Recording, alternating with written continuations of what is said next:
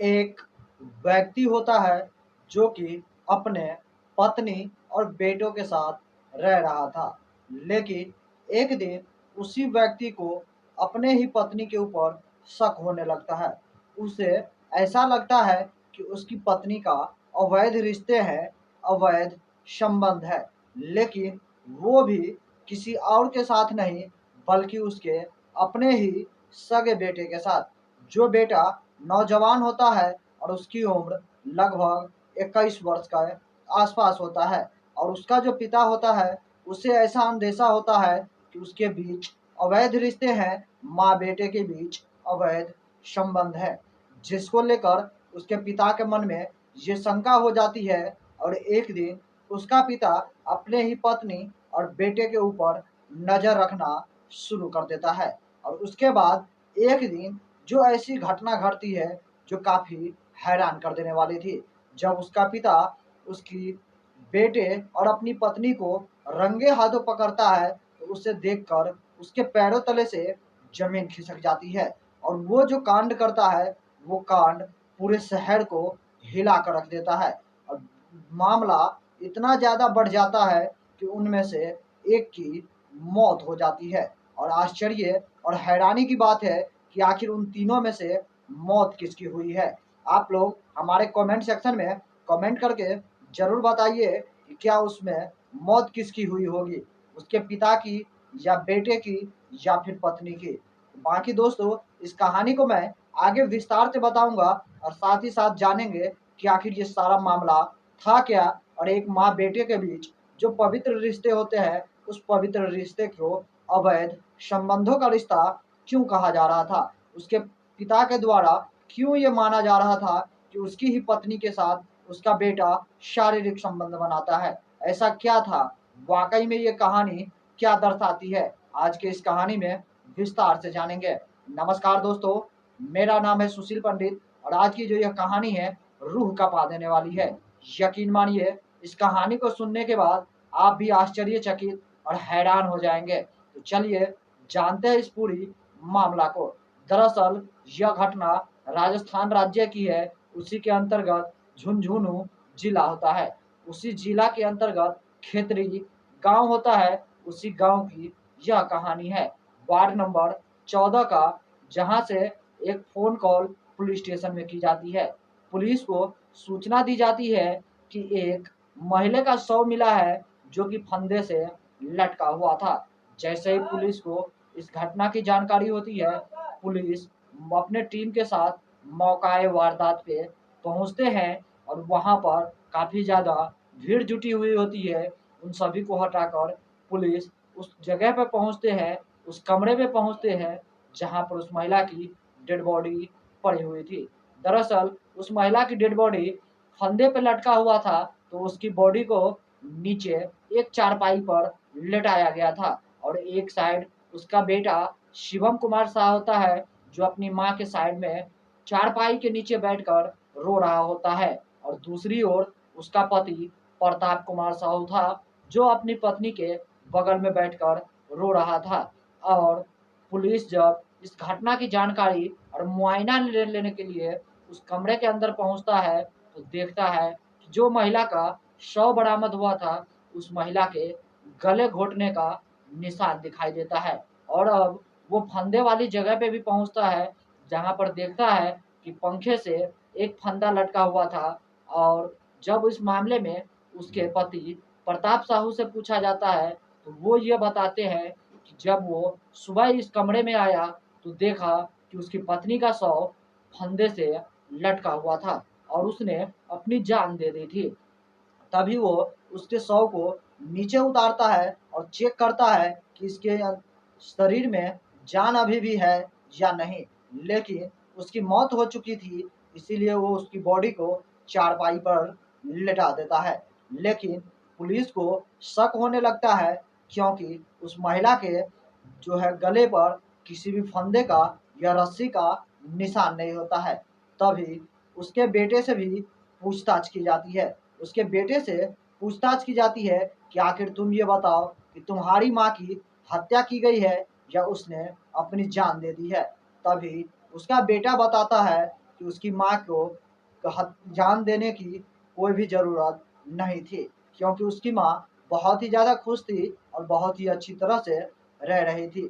लेकिन पुलिस जब उसके बेटे से कड़ी सख्ती से पूछताछ करते हैं, तब वो बताता है कि उसकी माँ की हत्या किसी और ने नहीं, बल्कि उसका पिता प्रताप कुमार साहू ने ही किया था, और वो भी हत्या करने के बाद और इस शव को यहाँ पर लिटा दिया था। जैसे ही पुलिस को इस घटना की वजह पता चलती है, तो उस युवक से भी पूछता है कि आखिर तुम्हारा पिता अपने ही पत्नी की हत्या क्यों करेगा? आखिर इसके पीछे की वजह क्या है?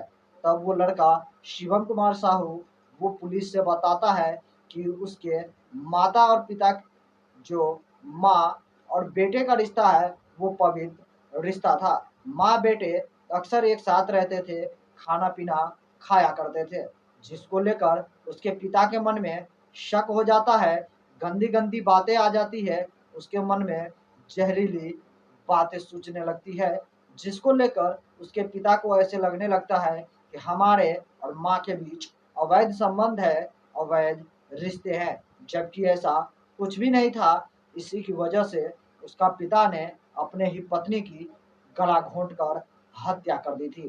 पुलिस को जैसे इस बातों का यकीन हो जाता है, वो फौरन ही उस प्रताप कुमार साहू को भी गिरफ्तार करके पुलिस स्टेशन में लाता है और उससे कड़ी सख्ती से पूछताछ की जाती है, और साथ ही साथ उससे ये कहा जाता है कि तुम भी अब अपना जुर्म कबूल कर लो, क्योंकि तुम्हारे बेटे ने सारी सच्चाई हमें बता दी है। तभी प्रताप कुमार साहू जो होता है वो पुलिस के सामने अपना जुर्म कबूल करता है और वो बताता है कि आखिर किस तरह से उसने अपनी पत्नी की हत्या की और हत्या करने के पीछे उसका असली मकसद क्या था।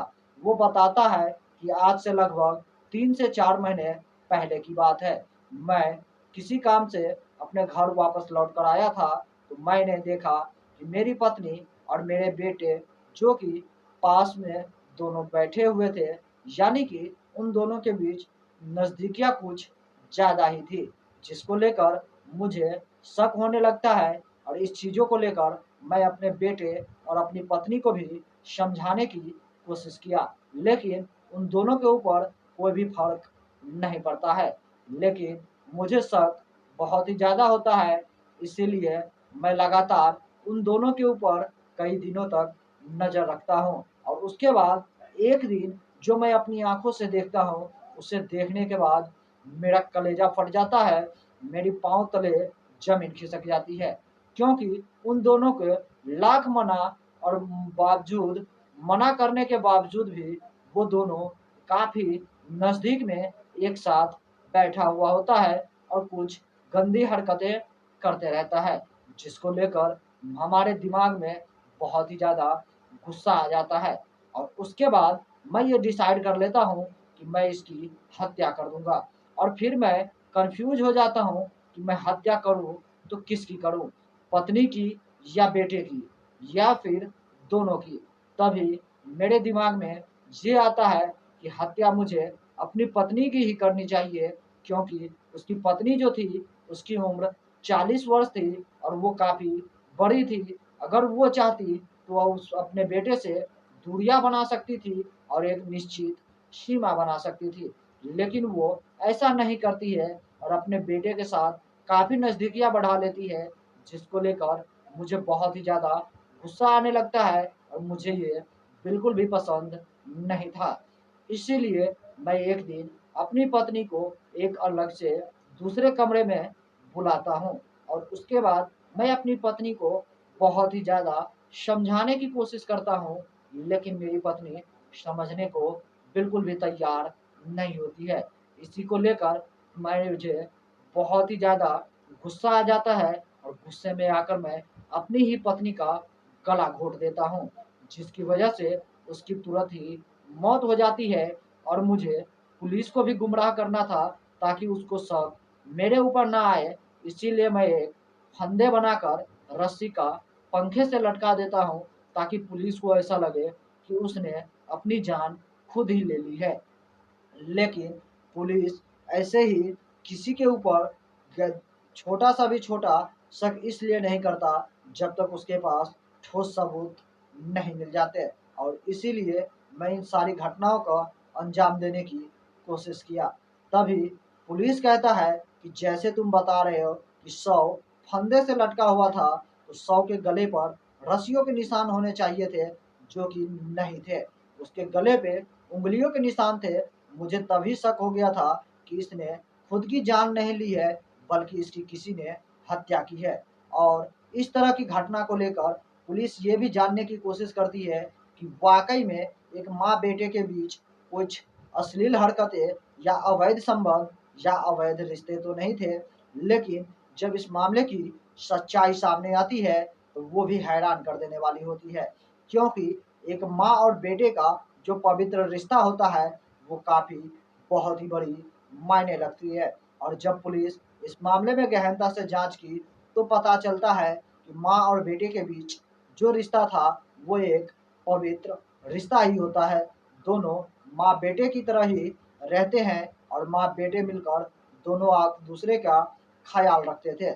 लेकिन उसके पिता को मूवी और वेब सीरीज देखने की आदत थी, जिसके वजह से उसके पिता को गहरी गहरी बातें और अश्लील हरकतें की बात उनके दिमाग में चलने लगता है। और उन्हें ऐसा शक होने लगता है कि माँ और बेटे के बीच अवैध संबंध है, जिसको लेकर उन्होंने मेरी माँ की बेरहमी से हत्या कर दी। इस तरह वो सारी घटना का खुलासा करते हैं। कहीं न कहीं एक व्यक्ति अपने शक की वजह से एक अपनी ही निर्दोष पत्नी की हत्या कर दी और हत्यारा बन गया, अपने ही पत्नी का वो कातिल बन गया। कहीं न कहीं इस तरह का कोई भी मामला हो तो वो बेहतर तरीके से छानबीन और जाँच कर ले, ना कि किसी के ऊपर शक कर कर उनकी हत्या कर दे, जो कि काफ़ी दंडनीय और अपराध है। बाकी उसको पिता जो प्रताप कुमार साहू था, उनको जेल भेज दिया जाता है और वो अब जेल में ही रहेंगे। लेकिन कहीं न कहीं एक निर्दोष पत्नी की उन्होंने शक की वजह से जो हत्या कर दी, वो काफ़ी हैरान कर देने वाली थी। बाकी दोस्तों, इस तरह की घटना और इस तरह की कहानी को सुनाकर हमें किसी के दिल को ठेस पहुँचाने का कोई भी इरादा नहीं था। बस आप लोगों को जागरूक करना है और सतर्क करना है।